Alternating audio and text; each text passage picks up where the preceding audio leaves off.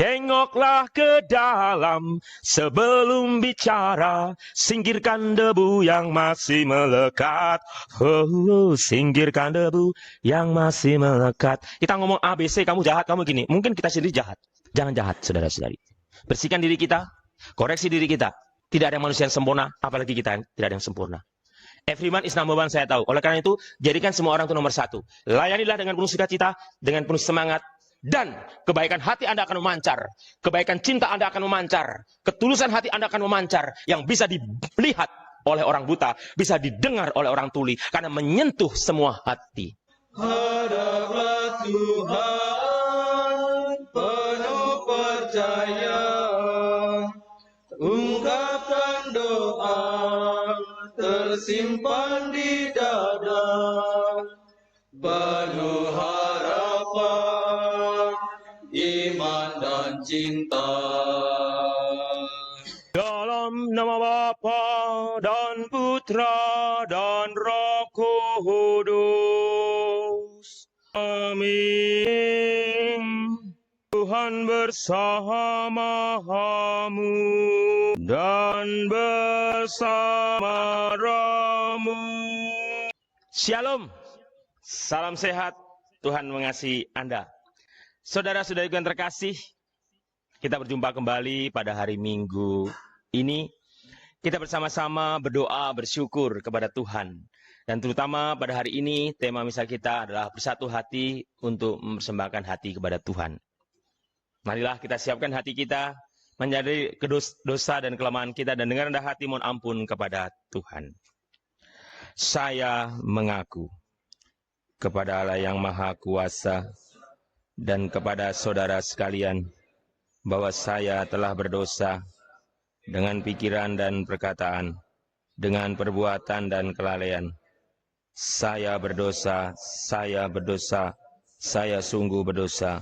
Oleh sebab itu saya mohon kepada Santa Perawan Maria, kepada para malaikat dan orang kudus, dan kepada saudara sekalian, supaya mendoakan saya kepada Tuhan kita. Semoga Allah yang Maha Kuasa mengasihani kita, mengampuni dosa kita, dan menghantar kita ke hidup yang kekal. Shalom. Saudara-saudari yang terkasih, bacaan hari ini adalah bacaan yang berkaitan sebenarnya dengan kaitannya dengan hubungan suami istri, hubungan antar dua anak manusia di dalam satu keluarga. Dan tadi kalimat yang luar biasa dari Tuhan Yesus tentunya, apa yang dipersatukan Allah tidak boleh diceraikan oleh manusia. Ini luar biasa, saudara-saudari. Apa yang dipersatukan Allah janganlah diceraikan oleh manusia. Dulu waktu saya di paroki, ada sepasang suami istri memutuskan untuk cerai. Ya, memutuskan untuk cerai. Padahal baru nikah. Ya, baru 1 bulan gitu. Terus saya tanya, apa masalahnya? Si suami, saya pernah cerita, kalau nggak di khotbahnya pernah cerita. Saya ulang saja. Apa masalahnya? Si suami bilang, saya tidak tahan lagi dengan istri saya. Kenapa? Masalahnya soal tidur. Kalau tidur, istri saya itu minta lampu itu dimatikan. Sedangkan saya tidak bisa, saya takut kalau lampu mati. Trauma saya dengan lampu mati. Saya pinginnya lampunya nyala. Istrinya nggak mau kalah. Tidak, Romo. Saya tidak suka lampu nyala. Pertama itu pengemborosan listrik. Yang kedua, saya itu terganggu, saya tidak bisa tidur. Saya inginnya lampu mati. Makanya mereka memutuskan untuk cerai. Saya bilang begini, kalian ingat, apa yang dipersatukan Allah tidak boleh diceraikan sama lampu. Saya bilang begitu. Mereka kaget. Ya, mau nggak saya beri solusi? Solusinya apa, Romo? Pakai lampu disko. Kadang nyala, kadang mati. Jadi semuanya dipuaskan. Kadang nyala, kadang mati. Kadang nyala, kadang mati. Mereka setuju dan akhirnya tidak cerai. Tapi gara-gara itu tetangganya yang nggak bisa tidur, saudara-saudari. Karena apa? Jadi kan kamarnya tinggalnya kan di barak gitu ya. Barak, di Kalimantan banyak barak. Jadi tuk-tak gitu. Apa semua berpikir itu apa gitu. Nah, saudara-saudara yang terkasih, masalahnya di mana sebenarnya? Mengapa seseorang itu memutuskan cerai atau ribut atau berkelahi dan lain sebagainya? Ini hanya soal adakah cinta di dalam hati? Adakah kasih di dalam hati? Saudara-saudari, saya punya suatu cerita yang mungkin Anda pernah mendengar cerita itu. Saya membacakan saja. Baru tadi pagi saya mendapat ide bagus waktu kakak saya mengirimkan tulisan ini. Mungkin Anda juga sudah menerima. Saya baca saja. Jarang saya mau membaca, biasanya baca begini jarang. Tapi sekarang saya mau baca, karena bagus. Femi Otedola, seorang miliarder dari Nigeria, dalam sebuah wawancara di telepon ditanya oleh presenter radio, "Tuan, apa yang dapat Anda ingat yang membuat Anda menjadi pria paling bahagia dalam hidup?" Jadi si Femi Otedola itu adalah dianggap dikira dipandang berbahagia, dan apa sih yang membuat Anda begitu berbahagia dalam hidup? Kata si Femi, ada 4 tahap dalam hidup saya. Dan akhirnya saya menemukan kebahagiaan sejati. Pertama, saat saya mengumpulkan harta dan sarana, dan saya berhasil mengumpulkan harta menjadi miliarder, tetapi itu tidak membuat saya bahagia. Kedua, saya mengumpulkan barang-barang yang saya sukai. Saya pergi kemana-mana yang saya ingin, dan saya bisa melakukan itu. Tapi itu pun tidak membuat saya bahagia. Ketiga, tak kalah saya mendapat proyek sangat besar. Saya menguasai 95% pasukan solar di Nigeria dan Afrika. Saya memiliki kapal terbesar di Afrika dan Asia. Tapi itu pun tidak membuat saya bahagia. Tahap keempat, ketika teman saya mengajak saya untuk mendatangi sebuah panti anak-anak cacat, dan untuk memberikan kursi roda kepada mereka, ada sekitar 200 anak. Tanpa banyak pikir, saya belikan 200 kursi roda itu. Tetapi teman saya mengajak saya berkeras untuk menuju ke panti anak cacat itu. Akhirnya saya ikut, dan saya berikan kursi itu sendiri kepada mereka. Dan saya melihat pancaran cahaya aneh dalam mata anak-anak itu yang begitu gembira, sangat bersuka cita. Dan itu mempengaruhi hati saya dan membuat saya bahagia. Tetapi, apa yang mengubah hidup saya? Sebelum saya pulang, seorang anak cacat itu memegang kaki saya. Memegang ujung kaki saya, celana saya. Terus saya bertanya, perlu apa lagi, nak? Tapi jawaban anak itu mengubah hidup saya. Apa jawaban anak itu? Saya ingin mengingat wajah Anda. Saya ingin mengingat wajah Anda. Sehingga ketika saya bertemu Anda di surga, saya akan dapat mengenali Anda dan berterima kasih sekali lagi. Saudara-saudara, saya terharu membaca cerita ini. Saya mau mengatakan kepada Anda, saudara-saudari yang terkasih, kemurahan hati adalah bahasa yang bisa didengar oleh orang tuli dan dilihat oleh orang buta. Kemurahan hati, kebaikan hati, cinta kasih yang sejati bisa didengar oleh orang tuli dan bisa dilihat oleh orang buta. Saudara-saudari yang terkasih, kalau pasangan suami istri ribut, keluarga ribut, komunitas ribut, masalahnya hanya soal hati, saudara-saudari. Apakah kita mau memberikan cinta, kasih, perhatian? Karena cinta yang sejati, kebaikan yang sejati, bisa dilihat oleh orang yang buta sekalipun. Bisa didengar oleh orang tuli, artinya bisa dirasakan. Karena ini soal bahasa hati, bahasa cinta. Saudara-saudari, indah sekali cerita itu. Dan pesan Tuhan pada hari ini sebenarnya, sejak bacaan pertama dan sampai bacaan Injil, pesannya adalah apa? Kita diminta menghargai ciptaan. Kita semua adalah ciptaan Tuhan. Kalau Anda menghormati Tuhan, Anda mencintai Tuhan yang sangat mencintai Anda, cintailah ciptaannya. Hargailah ciptaannya. Saudara-saudari, inilah persoalannya. Banyak orang minta dihargai. Pernah dalam khotbah saya mengatakan, everyone is number one. Semua orang ingin menjadi nomor satu. Oleh karena itu, nomor satukah semua orang itu.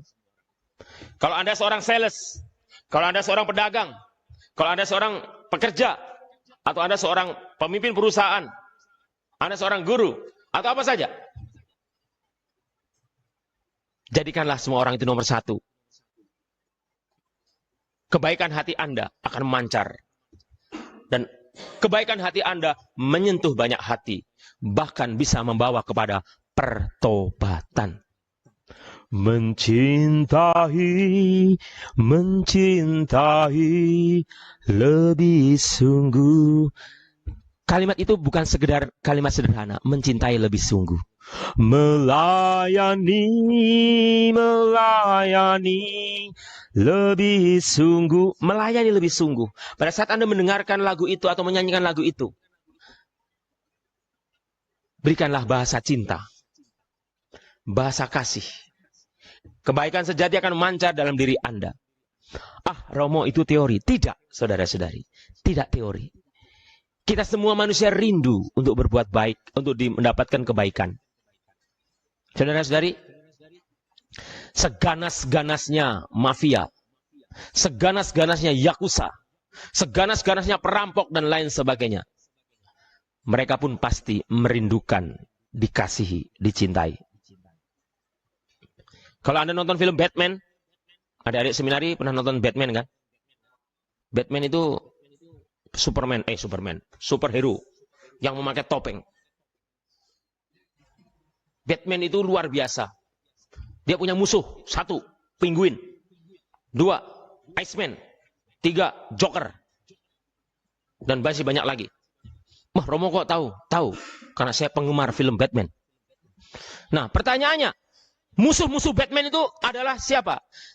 Musuh-musuh Batman itu, saudara-saudari, adalah orang-orang yang kecilnya mengalami derita, mengalami luka batin parah.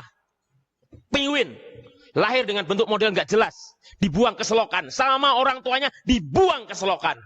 Justru dia hidup besar dan menjadi penjahat yang luar biasa, bahkan bisa merepotkan Batman. Joker juga demikian, psikopat yang luar biasa, dan seterusnya, dan seterusnya. Superman, musuh utamanya adalah Luther. Nih, saya kok malah cerita superhero toh? Enggak, saya beri gambaran. Luther itu musuh si Superman. Itu juga manusia yang dibuang waktu masa kecilnya. Nah, saudara-saudari yang terkasih, begitu banyak orang akhirnya dendam dengan masyarakat, dendam dengan manusia karena perlakuan-perlakuan yang tidak adil yang dialami. So, banyak orang memerlukan cinta. Selama kita masih hidup, gunakan kesempatan kita untuk berbuat baik, agar kebaikan kita pun bisa dilihat, menyentuh banyak orang. Anda pasti tahu lagu itu dan sering Anda nyanyikan kan? Hidup ini adalah kesempatan, hidup ini untuk melayani Tuhan. Jangan sia-siakan waktu yang Tuhan beri. Hidup ini harus jadi berkat. Just do it. Lakukan saja. Lakukan saja. Saya tahu tidak mudah karena kita juga punya masalah, kita juga punya penderitaan, mungkin kita juga punya banyak hutang, kita sendiri sakit, kita punya banyak problem. So what gitu loh? Kenapa kita tidak bisa melakukan perbuatan baik? Kalau Anda sakit, terus mengapa? Apakah orang sakit tidak boleh berbuat baik? Kalau Anda miskin, terus mengapa? Apakah orang miskin tidak bisa berbuat baik? Kalau Anda susah, Anda punya banyak masalah, Anda banyak problem, terus nggak bisa berbuat baik. Hello. Semua orang bisa berbuat baik, saudara-saudara yang terkasih. Entah itu orang miskin, entah itu tidak punya jabatan, atau orang kaya, apalagi orang kaya. Anda yang kaya raya, woi, jangan sia-siakan kekayaan Anda. Berbuat baiklah, berbuat baiklah. Seperti siapa tadi? Nama lengkapnya orang dari Nigeria tadi. Femi Otedola. Femi Otedola. Dia berbuat baik, saudara-saudari. Berbuat baik. Dan perbuatan baik yang tulus itu menyentuh banyak hati. Kata-kata anak cacat tadi. Tuhan, izinkan saya melihat wajah Tuhan sekali lagi dan mengingatnya. Sehingga pada saat saya bertemu Tuhan di surga, saya bisa mengatakan terima kasih sekali lagi. Menangis saya membaca cerita ini, saudara-saudara yang terkasih. Itulah bahasa cinta, bahasa kasih, bahasa kebaikan yang bisa dilihat orang buta dan didengar orang tuli. Hidup ini adalah kesempatan. Kalau saya masih hidup, Anda masih hidup, mari kita berbuat baik sebisa mungkin. Jangan jahat, jangan sombong, jangan rakus, jangan egois, saudara-saudara yang terkasih. Karena Tuhan menciptakan semuanya baik. Hari ini kita mendengar dalam bacaan yang kita dengar, semua baik. Ciptaan Tuhan semua baik. Kalaupun ada orang jahat, tugas kita memberikan kasih, perhatian, menyadarkan orang-orang seperti itu. Saya tahu susah. Ada yang mengatakan, Romo, saudara saya itu nggak bisa dinasihatin. Itulah tugas tanggung jawab Anda. Itulah salib Anda mendoakan saudaramu itu. Saudara-saudara yang terkasih, saya tidak berteori dengan Anda. Saya pun yang jadi Romo ini berjuang untuk bisa benar-benar baik.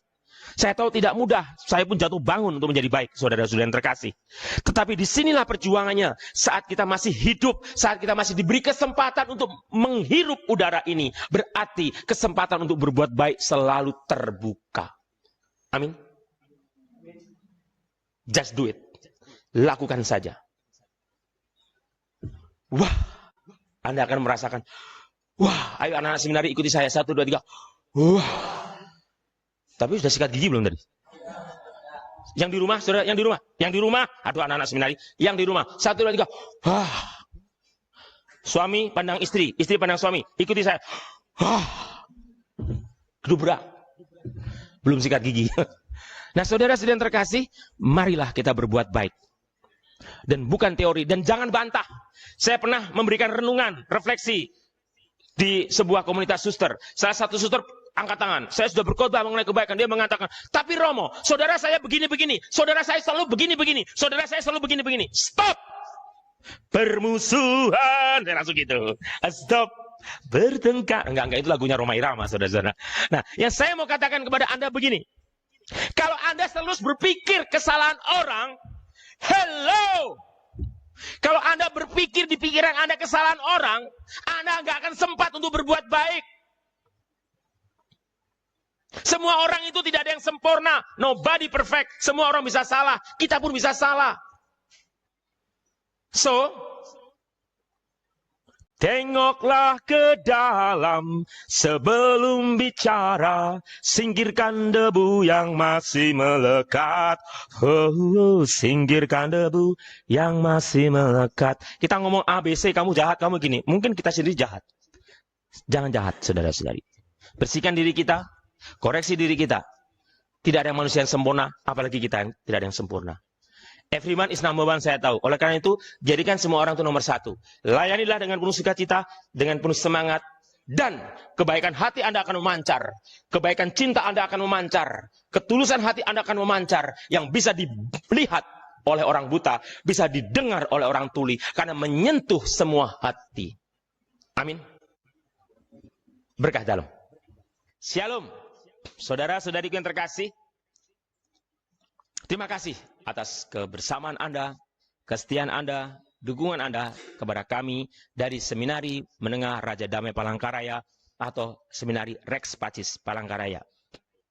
Selamat hari Minggu, tetap menjaga kesehatan, tetap bersemangat di dalam Tuhan, dan bawalah kebaikan kepada orang-orang di sekitar Anda. Mari kita mohon berkat Tuhan. Tuhan bersamamu. Semoga kita sekalian niat baik kita untuk membawa kebaikan, menjadi pancaran kasih Tuhan, diberkati oleh Allah Bapa yang Maha Kuasa, Bapa, Putra, dan Roh Kudus. Amin. Saudara-saudara yang terkasih, perayaan Ekaristi hari Minggu sudah selesai. Pergilah, kita sekalian diutus